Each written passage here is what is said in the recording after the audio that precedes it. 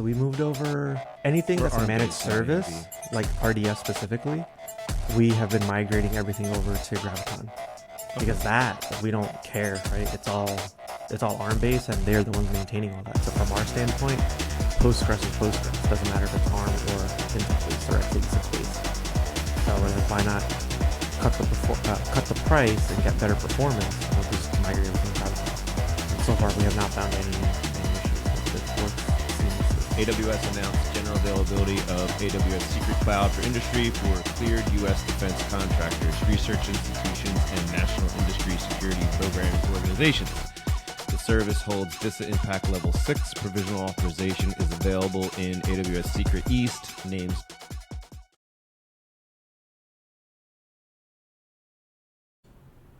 Okay, welcome to another episode of DevSecOps. I'm your host, Tim, and I'm joined with my co-host, Akash, and we will, a little bit more of a special edition this week. We're going to focus on the AWS Summit, the DC Summit that just happened 2 weeks ago now at this point. So we will jump in, but as always, what is our beverage of choice this week, sir? Today I have Save the Robots. Oh, I like it.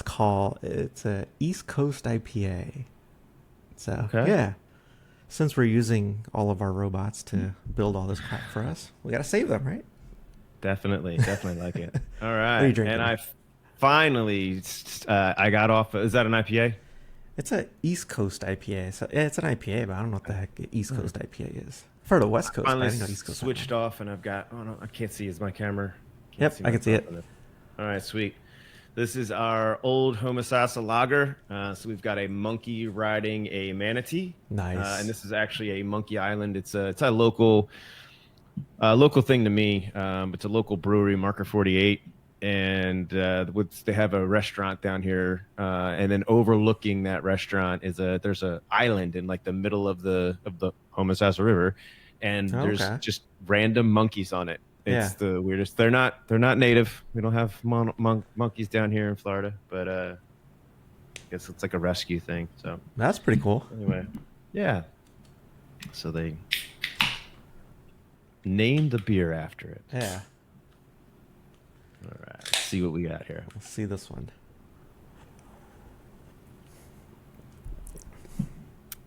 Oh, I love it. Finally, not a bitter face. That is actually a good IPA. I like that one. There you go. Yeah. And I'm not doing a boot today, so I don't spill it all over myself. Hope. I think I owe you something from that too, don't I? Good old classic canned. Yep. Yeah. Next round, basically. Okay. Deal. Next time we're in. So hopefully we can get to do some live sessions from reInvent this year, and I will absolutely. That would be nice. That'd be awesome. Beverage this year. So if anyone's going to reInvent, please hit us up. All of our followers. Okay, so let's jump in.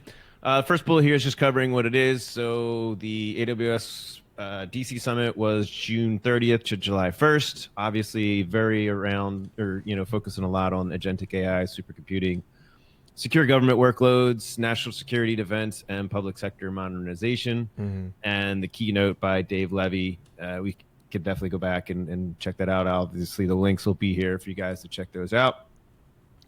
First and foremost, though, I think definitely was the interesting for us is AWS Secret Cloud for industry. So AWS announced general availability of AWS Secret Cloud for industry for cleared U.S. defense contractors, research institutions, and national industry security program organizations.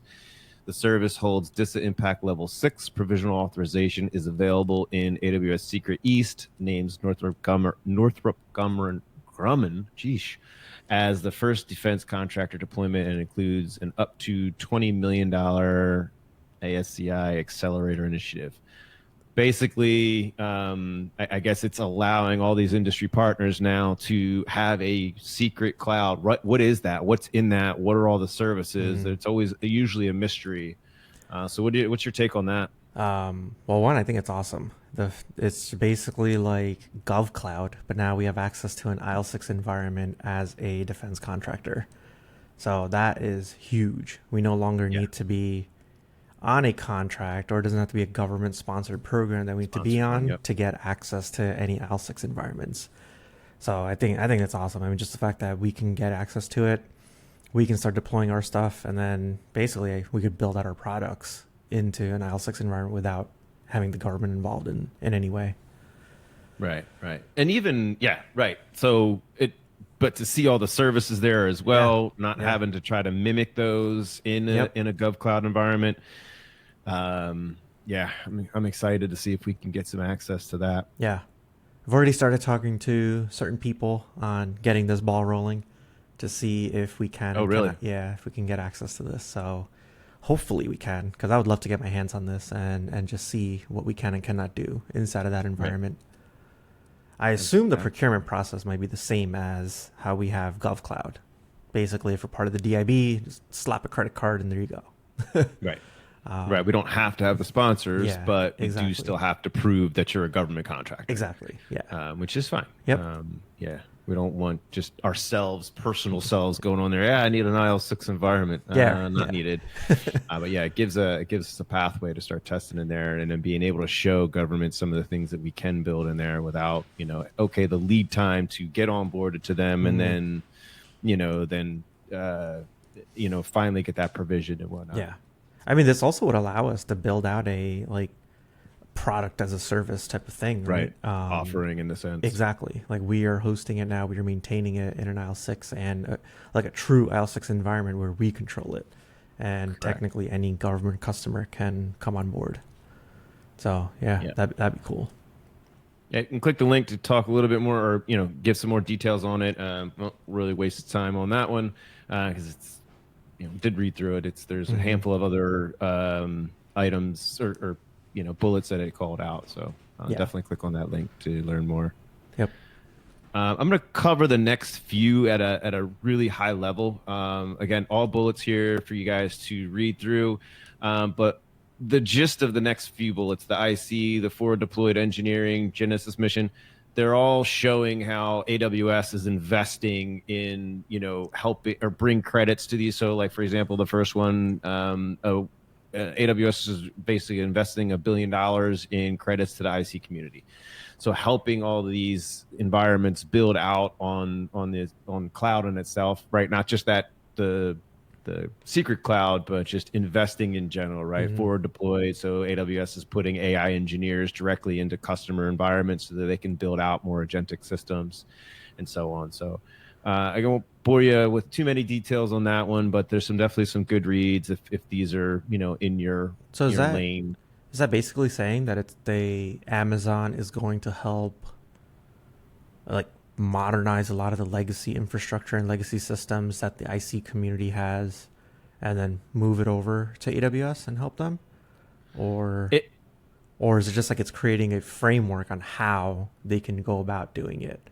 Is Amazon's goal to go to an IC customer and say, here's a forward deployed engineer, let us use this kind of framework to bring you on board to our JWix environment, right? Or something that they may have that they're hosting. Well, I think these are all individual. So for the IC community, I think that, basically the one you're talking about is a forward deployed engineering. I think I'm sure they're going to have some in IC community and the different, items here, but I think this is that bullet. What I was kind of summarizing is it's just showing the investment that AWS is putting into, the government compute side of things.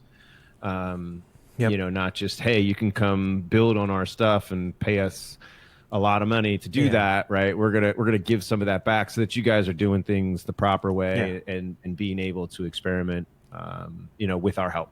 Yep. And not on your dime as well. I guess they realized they made a ton of money on this, so let's give a little bit back to the people. I mean, I think it's good. I think it's Amazon's way of realizing that there's competition with other CSPs that are providing similar services. Yeah. So it's hey, how can we now stay on top of this while still retaining the current customers that they have within federal space? Right. Even Google Cloud, definitely investing a ton now into, hey, come to our platform, right? So it's and in some ways, Google's doing it a little better. So maybe Amazon's starting to realize that now. Yeah. Yeah, because I think from their standpoint, all their services are available, right? I don't think they have that lead time of if it's in commercial. Correct. It has to wait a few months. it's here. It's in. You can use it for government too. So yeah. Okay. All right. So again, good reads there. All those individual links, could probably change the names of them, but they do go to those respective types of articles to read up on if that's something, like I said, in your lane. What is that? Sorry, that Fleming Initiative AMR platform. Have you had a chance to look at that? Sounds interesting from the description.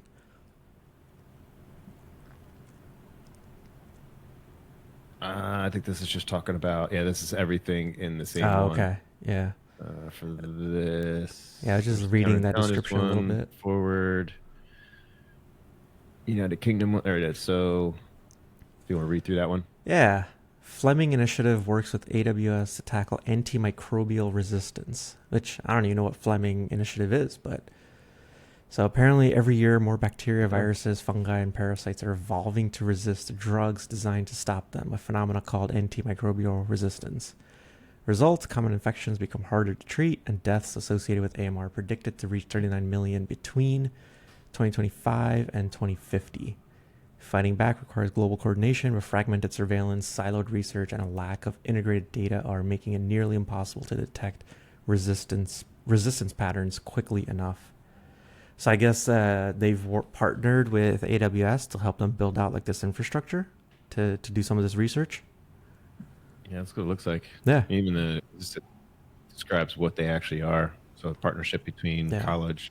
Is that like a federal program or something that's part of like? I know nothing about this. I'm just kind of guessing here. I just thought it was interesting. Yeah, not sure on that one. Yeah, cool. I thought these were individuals, so I guess it is just one blog that's showing or discussing all of them. So they are the same. So we'll look at the blog launches or news overall. So from June 30th to July 1st, which lines up with so you didn't want to get a ton of AWS news and launches. So really focused on the DC Summit. So one of the ones that I knew was announced there was CloudFormation Express mode. So AWS announced CloudFormation Express mode June 30th to complete deployments when resource configuration is applied instead of waiting for extended stabilization checks. AWS says it can reduce deployment time by up to 4x and works with CLI, SDKs, CDK, chain sets, nested stacks, and AI-assisted infrastructure workflows. Cool. Yeah, I don't... Sounds neat. I mean, we don't use CloudFormation I was anymore. going to say, I used to, right? Like when I first started, that's all I did. And I was such a Terraform hater, but no, I wouldn't say hater. I was drinking the AWS Kool-Aid. So my thought was it's not necessarily agnostic from I couldn't deploy Terraform in AWS and then turn around and go into Azure with it. You still had to change everything. Yeah. So I felt the native CloudFormation just made sense. Well, that's now, I don't remember the last time I looked at a CloudFormation script. I've been kind of all Terraform. There's some things that CloudFormation does better, and there's some that Terraform does better. So I think... Yeah, but I think to maintain both languages and to be good at both of them, that's where I was like, all right, I got to stop and go all in. Because, CloudFormation will come out with things quicker than, say, Terraform will. But I haven't run into anything where I'm like, oh man, same. I wish I couldn't do this. Same. And then I was always hanging my hat on that. It's probably because we run Terraform on GovCloud, so it's always lagging behind features anyway. If we're trying to use Terraform in commercial, maybe we might see, we can't provision everything or we can't manage everything with Terraform. Maybe, I don't know. Fair. I mean, I haven't heard people complain. Yeah, and I think too is like we're still doing, the compute side, the Kubernetes side, like those have been around for a while. If we were doing something brand new with maybe some of like the Bedrock features, that's possible. Maybe. But I think that's even not entry level of what we're doing, but we're not doing a ton of Terraform configuration with that. Yeah. So. I know Amazon's also pretty good about updating their Terraform provider as well. So yeah, I mean, I'm sure they have a whole dedicated team for that and maintaining feature parity. Gotcha. I'm going to take the next one. Yeah, the Amazon EC2 C9G and C9GD was made generally available in GovCloud as of AWS Summit. So the Gov Summit. So basically, Graviton 5 instances are much faster, up to 25% higher performance per vCPU than CAG, faster memory, better cache times, higher packet throughputs, and local NVMe storage on C9GD. So that's cool, but just better performance. Do you know if it's going to be the same price though? Like that's the only thing that I would kind of just question. Like, yeah, obviously the new generation is going to have newer, better and faster performance, but how much of a difference in price would that really be? I don't know if they have the price here. They got those specs. Classic Amazon. You only find out till you have to pay. Exactly. And I mean, have you used any of the Graviton stuff? I mean, I know We that's have. all AMD based, right? No, we have. So we moved over anything that's Or a managed ARM-based, not service, AMD. like RDS specifically. We have been migrating everything over to Graviton because that we don't care, right? It's all ARM based, and they're the ones maintaining all that. So from our standpoint, Postgres is Postgres. Doesn't matter if it's ARM or Intel based or x86 based. So we're like, why not cut the price and get better performance, and we'll just migrate everything Graviton. And so far, we have not found any issues. It works seamlessly. So I would say for you guys, since you guys are also using EKS, try using some of the Graviton ones, Graviton images. Or do you even get to choose? Probably not, right? You can. Yeah, you do get to choose. That's true. You're limited on what you can do. You can't get into any of them, but you do get to choose your families, your node class, and such. Yeah. But wouldn't if I were to use them for EKS, I would have my containers would have to support ARM, correct? Correct. Which nowadays, I think every app should be able to support ARM. Like, especially if you're doing dev work on Windows and Mac OS now. I mean, you have native ARM builds from the get-go. Okay. So I have to look into that more. Yeah. We actually we ran into that where it deployed, but it wasn't functioning properly. I didn't realize what it was doing, and that was the entry stages of leveraging auto mode because it was trying to pick the right one. Yep. And it took a little while, and I realized, this is using an ARM instance, switched to AMD, and everything worked fine. So, but that was a specific application. Yep. So again, everything it was just as always, right? You're kind of, you're moving on to the next fire, so never really got a chance to go back and kind of fine tune those a little bit. But I would love to move all of our stuff over to ARM based. Even with EKS, you could still do that, and then just create a node pool for those one or two apps that don't support ARM, right? Not a big deal. Absolutely, yeah. Because we have some GPU ones that we're using for some of the AI apps that we have running. So it's like we're setting the labels so that they only get deployed onto those instances. So we could absolutely. It just again going back to kind of optimizing things. Matter of finding time. So yeah, exactly. Exactly. I'm curious to see I know AWS released the DevOps agent. It's not in GovCloud yet, but I'm curious to see what that is. We were actually talking to the AWS engineers today, and they were like, if there's anything that you can see that. What is that? So it's their built-in AI tool that'll basically do your troubleshooting for your EKS clusters. Okay. So they more or less built a skill around that, and it's going to go in and it'll troubleshoot your entire AWS cluster. Not in GovCloud though, so we can't use it yet. Yeah. But it is coming. So once it does, and I think it's going to be pretty soon. Like it's not something, another few months. So we'll definitely be able to cover that one soon. That'd be neat. I just got all the Bedrock stuff approved, so we're going to start rolling all that out. Nice. But yeah. It's basically all the things that you've kind of, we've done, or even the things that you guys are probably doing internally with some of the skills and whatnot that you've built out. They deployed it themselves, but they're just, reach out, let us know what it doesn't, what do you need, and we'll get some of those. This is a managed service or a managed capability, so it's correct. A little bit better. Yep.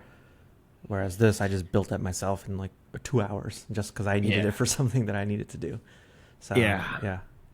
Cool. I was hoping that one of the features I wanted to see is like, can we get that to give so to like what a Goldilocks does, where it's going to go and look at your actual usage to the resource, because that's the biggest thing that I still need to fine tune a little bit more on auto mode, is the ability to we've got probably a little bit larger clusters than we need to from a node perspective, and that's just from not setting your resource limits properly on or over or under, or just not setting them at all. Yeah. And that's where Carpenter kind of goes off its rails a little bit. And I think it's, doing a little bit of bloat there. I could be wrong. So what if you did our apps? What if you did like Goldilocks with Carpenter on EKS auto mode? Basically fully self-managed and scaling, right? So you're saying like build a skill around that would look at Goldilocks? Yeah. Oh, yeah. I like that. So we do have Goldilocks running. Nice. And we're picking that up, and we've had it running for a while now. So we have some really good metrics on it.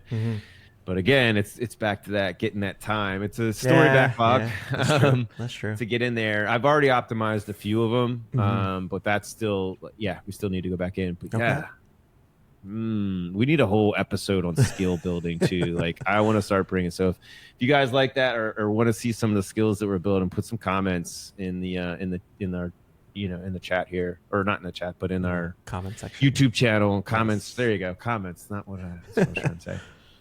But yeah, I think I want to get you to do some of that stuff too. Is like, let's talk on how do we become lazy.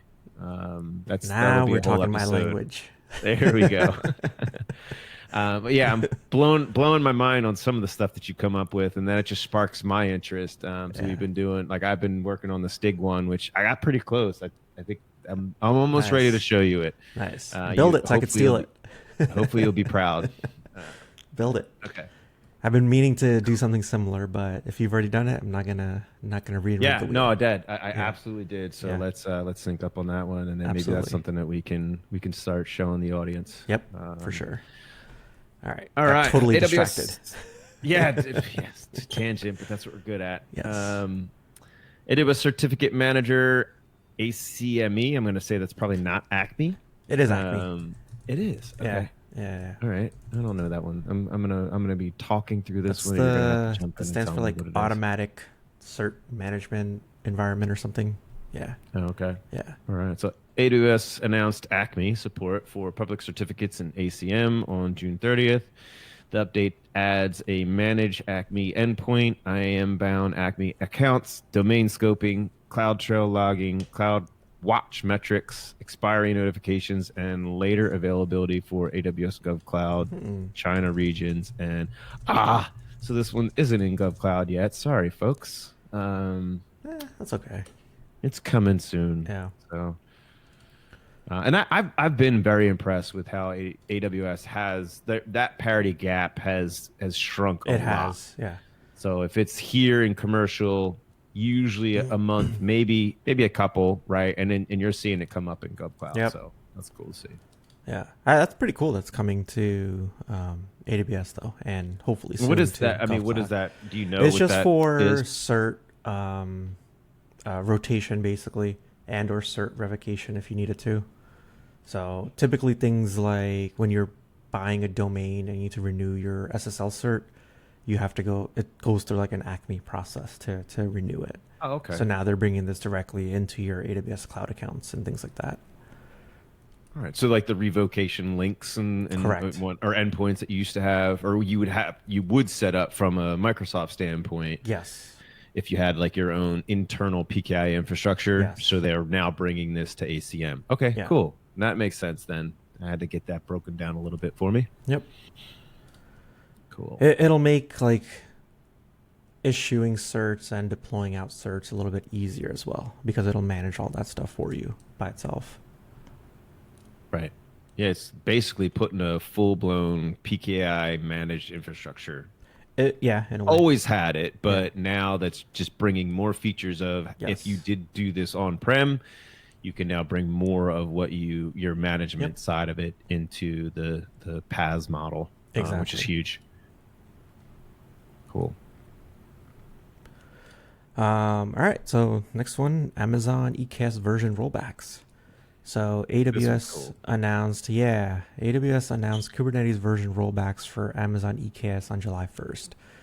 The feature lets administrators reverse a Kubernetes version upgrade within 7 days, supports one minor version at a time, and uses cluster insights for readiness checks, and is available in all commercial AWS regions where a EKS is available. Still not GovCloud? I thought that would have been. It might be. No, I'm almost positive because that was one of the main ones Yeah. that it originally Yeah. came up with. So we'll double check that one, but I'm pretty Yeah. sure that is GovCloud. It's good to know, but honestly, why? I don't It, know. I personally haven't found a reason to roll back a Kubernetes version. Have you? yeah, no. And I was going to say that, and I know there's use cases for it, Sure. but yeah, I guess a deprecated service that you're heavily relying on, but I don't think we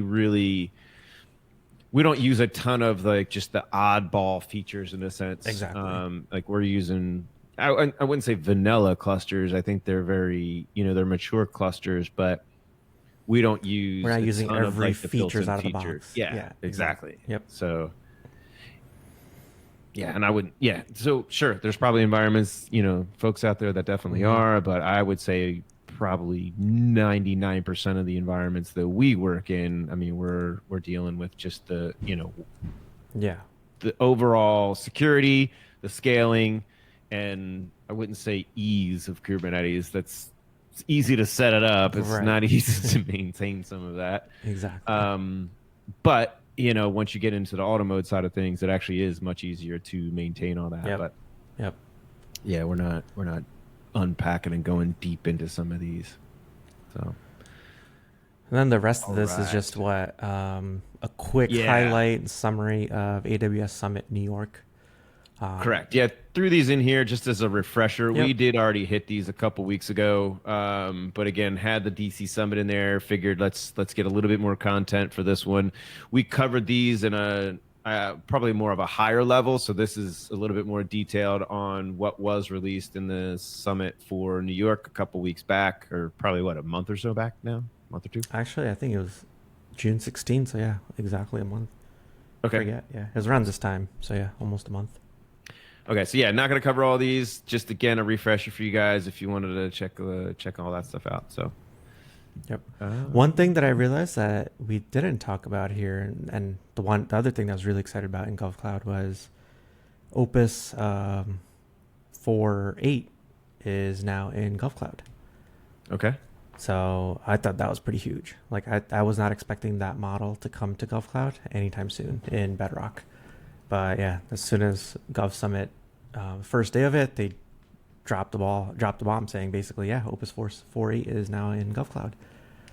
So yeah, it's been a fantastic quick. model. Was that? I was going to say, what are your? I haven't been using it, so Yeah, I switched over completely. So I use Claude Code. We have LightLM running. LightLM is now configured to go to Bedrock for Opus 4.8, and I'm basically using that almost 100% of the time now. Like if not, like for everything. So now what do you like? Just overall answer everything about like what are your? Yeah, I don't have speeds? to worry What do you like? about like, oh, is this CUI? Is this not CUI? Do I have to worry about data? No, because it's in GovCloud and it's Bedrock. I could just put in whatever I need to. Mm-hmm. So that's what. Yeah, we got limited on that. We're not allowed to do it in our client environments. They've already said nope, no Claude. Yeah. All right, Which is why I'm surprised how it even made it to GovCloud in the first place. Because the whole political thing happening, right? Like, how did they even approve Anthropic 4.8 or Opus 4.8? Well, I thought that was lifted, but it's still obvious. Like the federal side of it was lifted, but it's still kind of the government entity's discretion to say, hey, we do or don't want to use that. And Yeah. From Which is my why I'm side, they're surprised just not it's in ready it. to accept that yet. Which is why I'm surprised it ended up in GovCloud to begin with. Because I was not expecting that model to ever show up like in GovCloud, if not till Really? like maybe end of this year. Yeah. Because they haven't actually updated any new models in a long time, since I think almost last year. Like GovCloud does not have that many models available compared to commercial. Okay. Yeah. Yeah, I haven't been playing in it at all, so I'll soon be adding to that because, like I said, we should be tomorrow or Monday that we get it all turned on, and I think Nice. that's just going to be built in like the Nova models or the Okay. Titan Nova. Yep. And then we have to get all the EULAs accepted for Yep. some of the other guys. Yep. Makes sense. Cool. All right.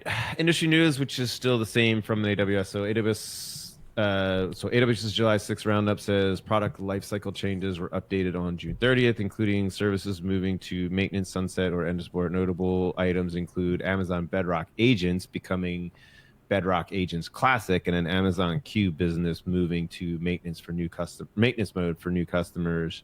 So I guess that's just them kind of running through, changing some names, getting, ending on some product life cycles. So nothing crazy there. The last two of the community news, that again, talking more about the investment side of things. So basically the $50 billion federal AI and supercomputing infrastructure commitment. So AWS just really kind of coming, investing in themselves in the sense, or investing in the folks building things, and like the whole quantum cryptography pressure, right? So I mean, yeah, that is going to be a big one, I think, in the next, like in the near future. So a lot of vendors, quantum. Yeah. I think quantum computing is picking up and getting better and better day by day. So I think even like a lot of the vendors and stuff are pushing towards post-quantum crypto, like ciphers and things like that. So which is the main reason to go. Say, like, if quantum hits, right, like that could really, like, all our initial cryptography things like AES 256, right? Like that's all broken. That'll be cracked in a minute. Exactly. But now, have you seen any timelines on that, right? Because they say it's like, oh, it'll be soon, and then some people are like, they have no clue. It's all speculation, right? I think. Yeah, I don't know. Yeah, so like depends who you talk to. Obviously, people in the game say, yeah, it's coming in the next like 3 years, 4 years, 5 years, right? Then you talk to some of the skeptics, and they're like, yeah, it's not going to be here for another 10 years, maybe 15 years. Who's to say? But surprisingly, they are making pretty good progress on quantum type stuff, though. So it is coming, I think, sooner than probably people would expect. And what we're thinking, and just with the advancements of AI and helping out with some things. And I think that is exactly why a lot of vendors are pushing towards and implementing within the OS itself, like post-quantum crypto, encryption and ciphers and things like that, like RHEL 10 and the new version of Windows and even Mac OS, right? They are all pushing towards that now and using those ciphers. Yeah, it should be interesting. Get the old Pied Piper,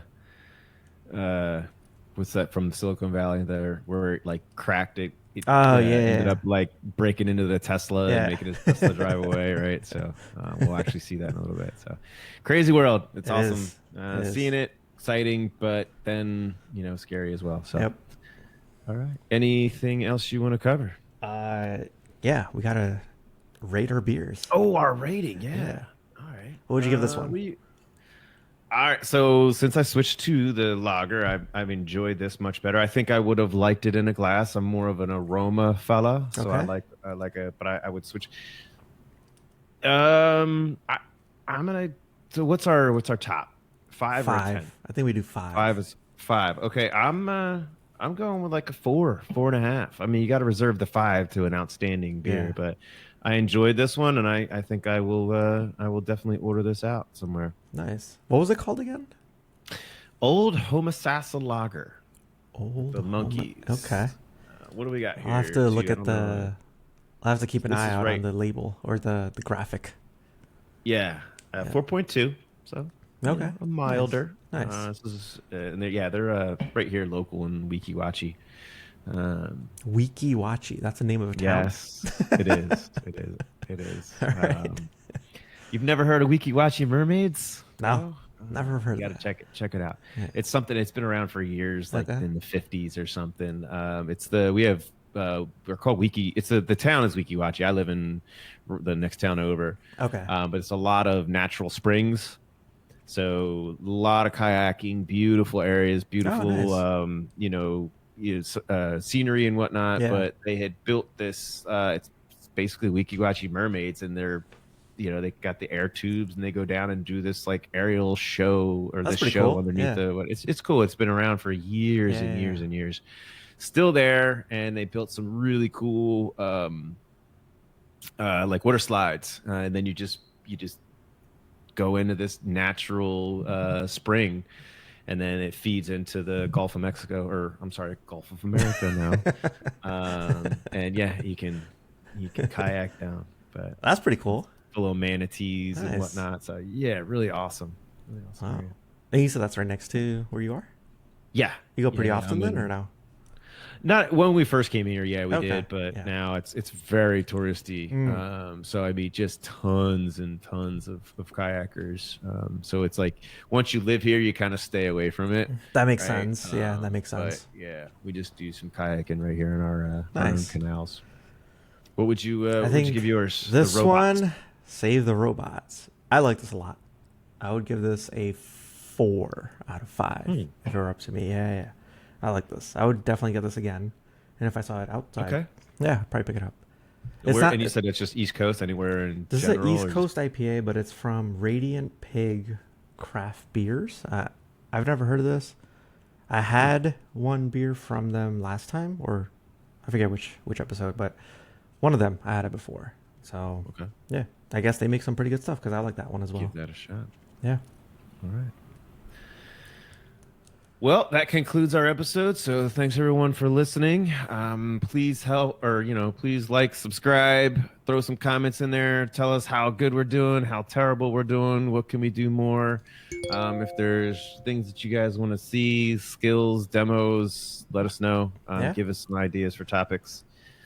And then till next time. Till next time. Thanks for joining. Thanks for joining. DevSecOps. Tap into the news.